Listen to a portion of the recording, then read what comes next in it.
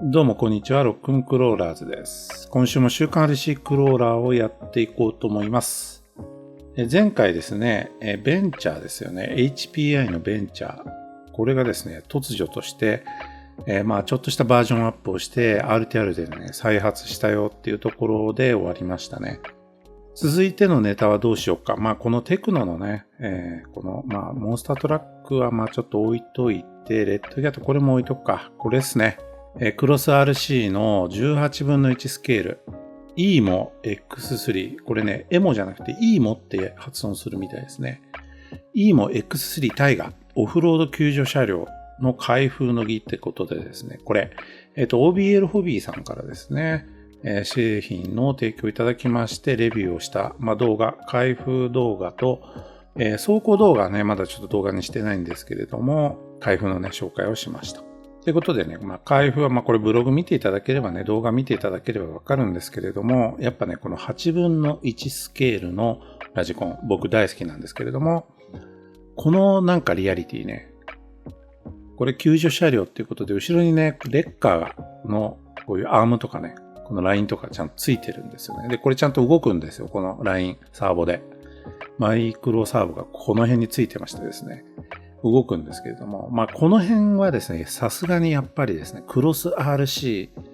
ならではという感じが僕はします。クロス RC っていうとですね、こんなですね、ミリタリー系のラジコンを出しているメーカーなんですよね。もともとね。それが、RC クローラーとかをね、スケールトラックですかね、クローラーというよりもね。そういうのを出すようになってきて、プラスチックのね、ボディを採用したね、マシンとかでね、結構ね、中国のメーカーなんですけれども、アメリカのクローラーシーンをちゃんと知ってる人が作ってる感じ。多分アメリカ人の方が、このクローラー部分に関しては背景にいるんじゃないかなと僕は思ってるんですけれども、そういうメーカーなんで、こういうね、もともとミリタリー系のスケール系のですね、非常にリアルな作りとかが得意なメーカーなんで、こういうところね、本当にね、結構よくできてます。81はですね、トレイルするならめちゃくちゃ楽しい。本当におすすめなんで、皆さんもね、ぜひチェックしてみてくださいということでですね、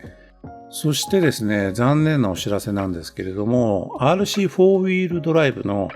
トレイルファインダー3 TF3 がですね、なんと廃盤になっていました。これちょっと僕最近知ったんですけれども、実は去年のね、もう年末ぐらいには廃盤の通知があったみたいですね。ちょっと僕見落としてました。トレイルファインダー3って言うとね、トレイルファインダー2の後継機としてね、ちょっと期待が、あってですね、僕もね、トレイルファインダー3欲しいと思っていましたが、蓋を開けたらですね、この発売以来ですね、これ RTR での発売だったんですけども、モハベボディで。全然ですね、次の新製品が出ないという状況がですね、続きました。で、カタログから落ち、廃盤となったと。何かしらの問題があったのかな？何なんでしょうね。ちょっとよくわからないです。このサーボ、これステアリングサーボがね、こんなところにですね、配置されているちょっと新しいレイアウト。昔のラジコンっぽいですよね。こういうところにね、あるのね。この辺のね、エンジンのね、このパーツ、スケールパーツ、こういうのがですね、ちょっとですね、新しい TF3 だったんですけれども、基本的な構造がですね、これ TF2 と変わんないんですよね。その辺がですね、TF2 のバージョン2的な、マーク2的な位置づけだったのが中途半端に3って名付けちゃったんで、ちょっとね、あれって感じだったんですけれども、今後ですね、RC4 ウィールドライブ、何かね、新しいシャーシ、TF2 に次ぐね、またシャーシね、もしかしたら3がね、復活して出てくることもあるのかなと僕は期待しています。そして、FMS のですね、これ10分の1シリーズ FCX10 ですね、シボレ K5 ブレザー RS。ついにですね、これ登場しました。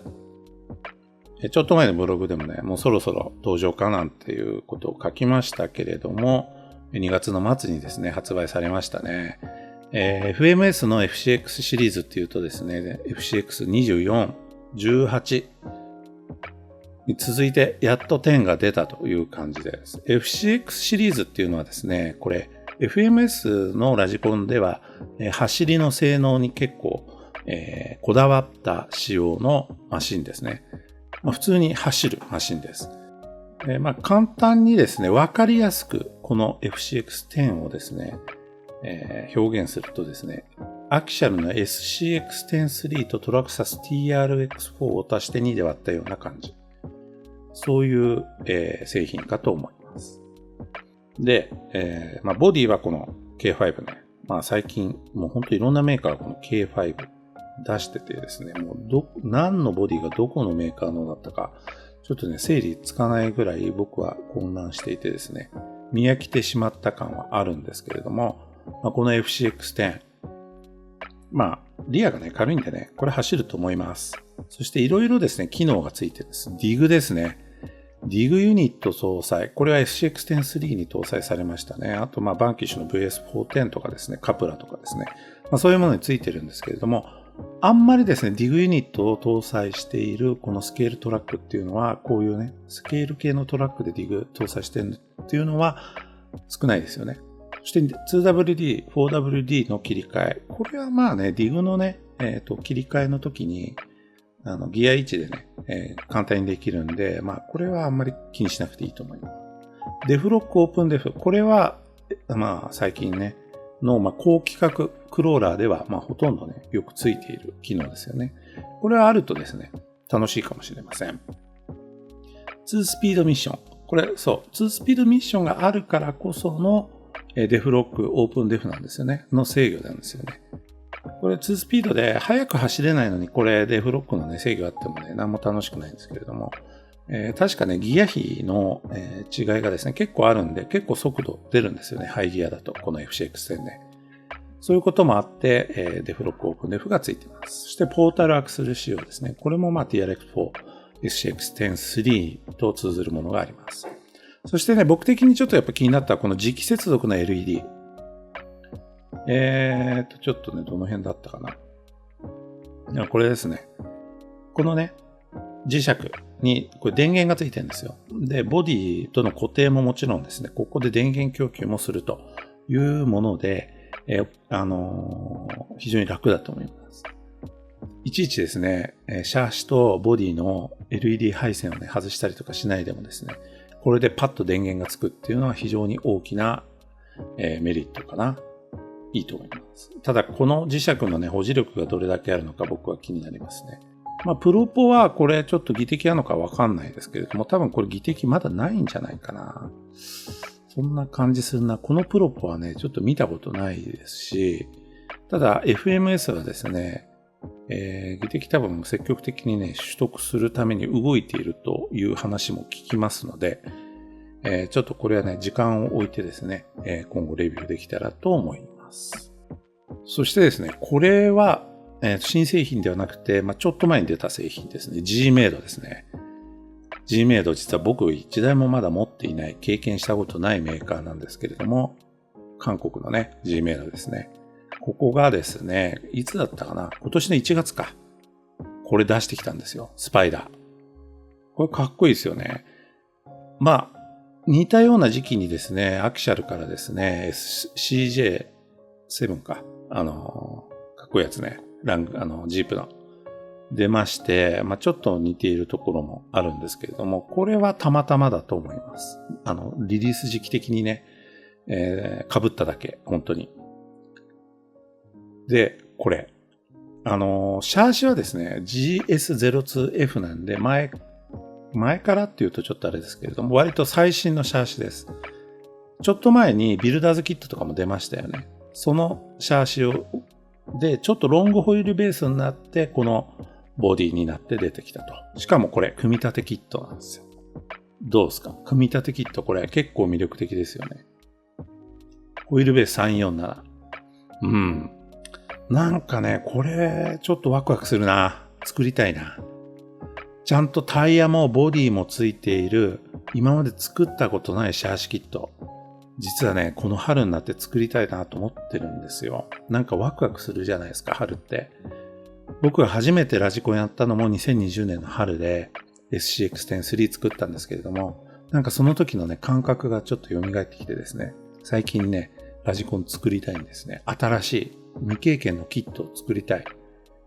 Gmail のこれ、もしくはバンキッシュのフェニックスかなと思ってるんですけれども、ちょっといいですね。気になる。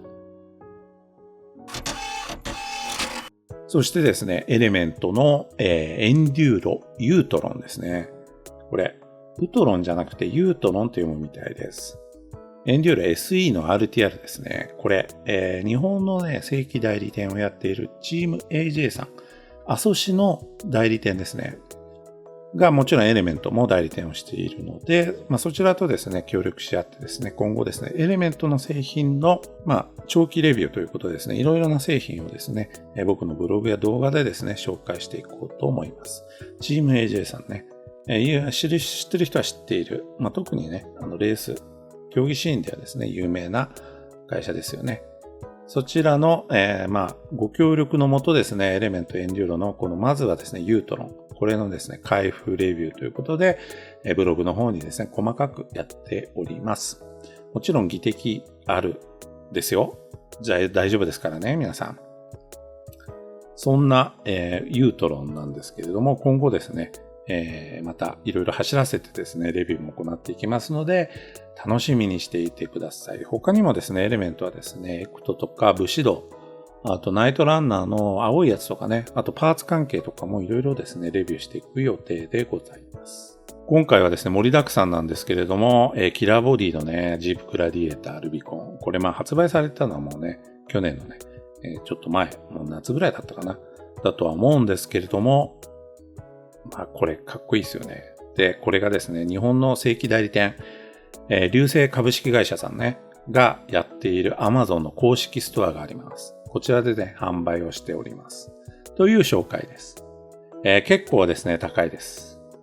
キットで、正規品のね、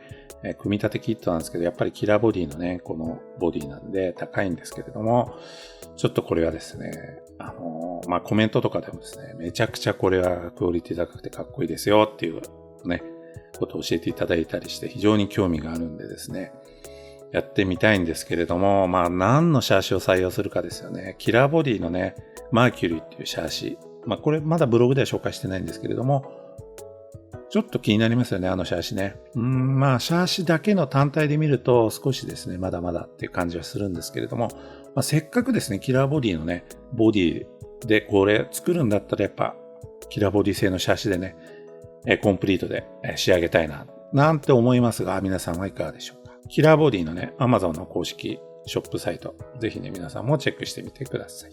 そしてね、バンキッシュプロダクツのラインナップを整理するってことでですね、いろいろね、ちょっとまとめました。これ話すと長くなるんで、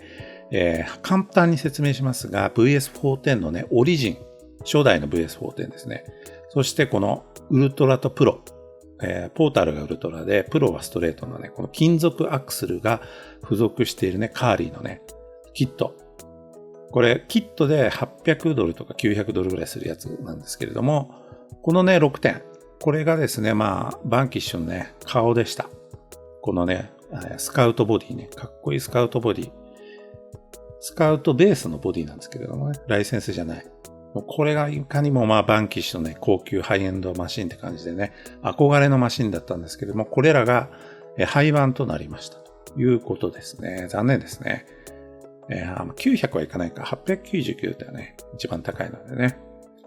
で、今の現行ラインナップはこんな感じですよって VRD スタンスのですね、RTR ね。全部乗せの LCG-RTR ですよね。これはですね、魅力的ではあるんですけれども、僕みたいに LCG をやってた人からすると、なんかこれに手を出すのはなんかつまらないなって気もしなくもない。だったら VRD の、このカーボンキットね、これで新しく組むのもいいかなとかね、思ったりもするんですけども、VRD が今ほんとバカ売れしてるみたいですね。そしてですね、VRD の次に、VS410 の4ダイスっていうやつね、これの RTR しかありません。これかっこいいね。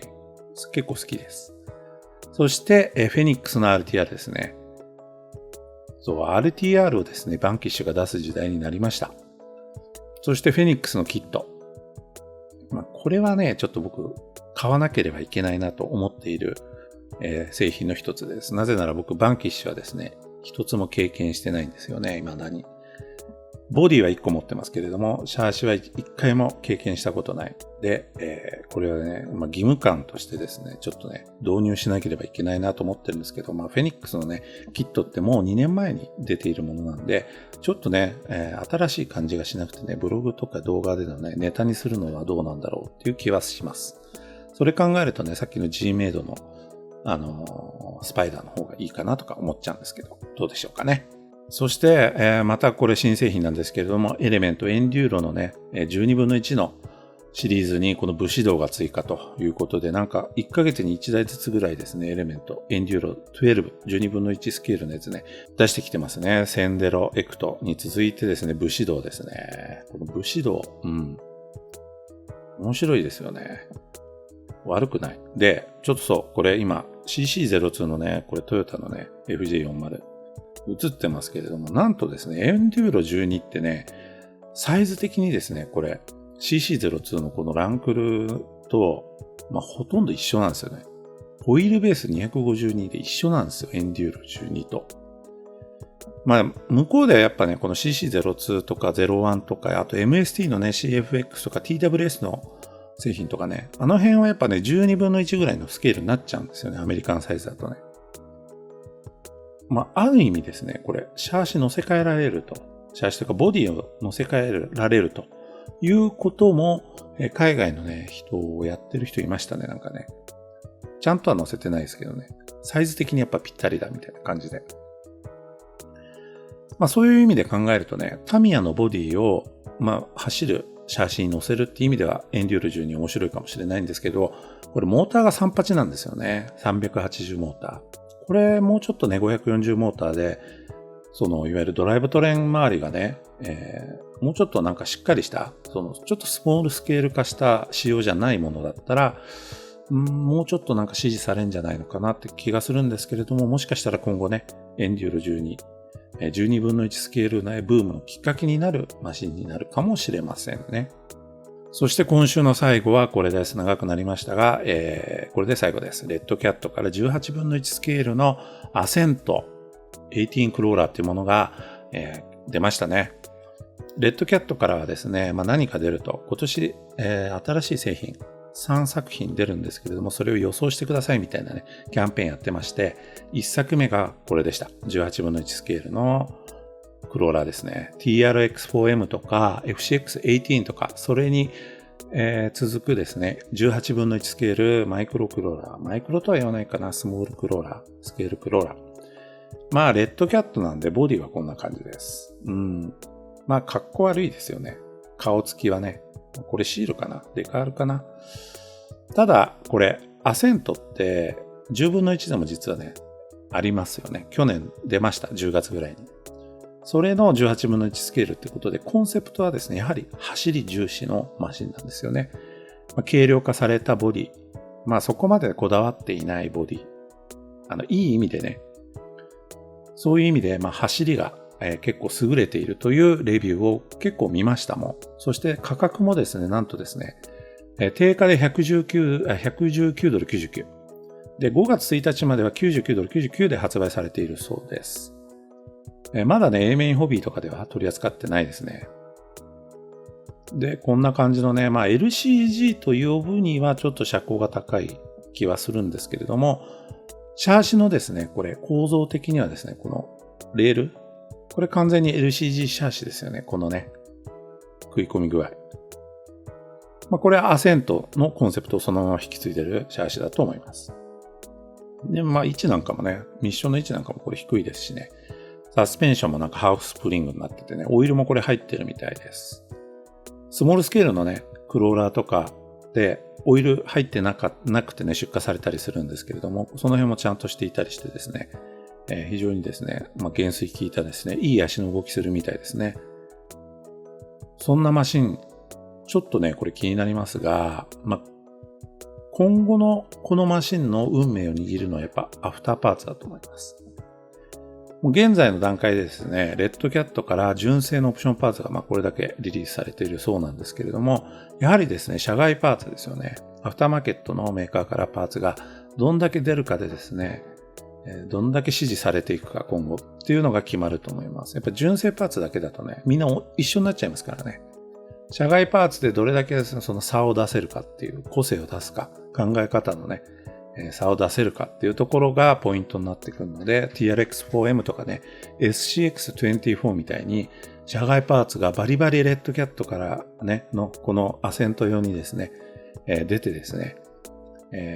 展開されていく。それこそアリエクとかでね、中国製の安いね、アセント用のパーツが出るとかね、そういう事態になったらこれ、本当にですね、またね、大きなね、ブームになるんじゃないかなと思います。